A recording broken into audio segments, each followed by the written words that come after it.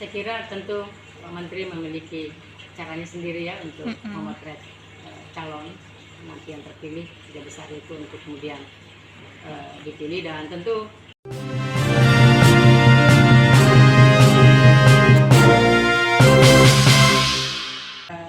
kita ini satu rumah dan semua orang sudah paham satu sama lain gitu ya.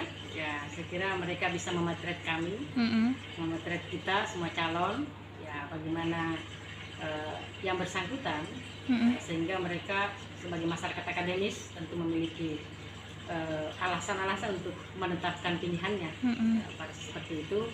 Dan alhamdulillah tentu komunikasi tetap harus kita lakukan.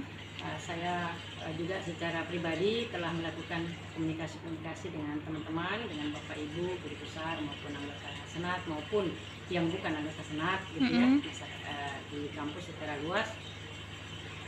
Lalu kemudian tentu karena bagi saya kita di kampus ini kan orang bisa memotret secara mudah siapa kita gitu ya, siapa kita.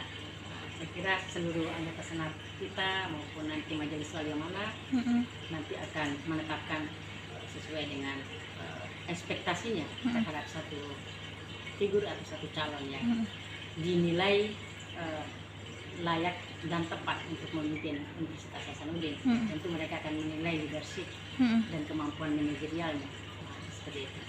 Soal peta dukungan, Prof, mungkin dari fakultas-fakultas mana saja kira-kira yang bisa dikantongi suaranya insya Allah nanti, Prof?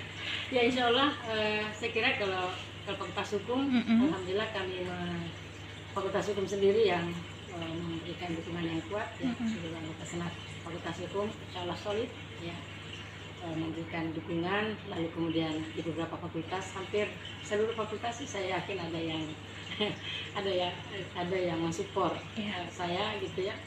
Dan mudah-mudahan mereka insya Allah nanti sesuai dengan hati nuraninya gitu ya, akan menetapkan pilihannya nanti.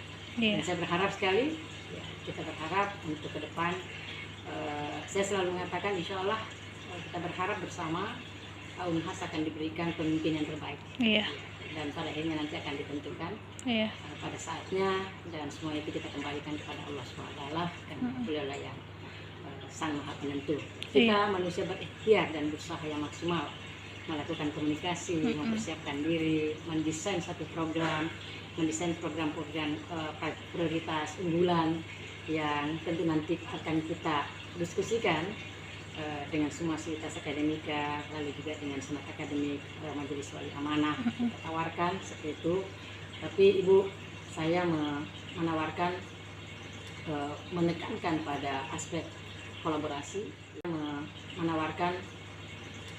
menekankan pada aspek kolaborasi, ya, kemitraan, musik, baik internal universitas maupun eksternal secara luas.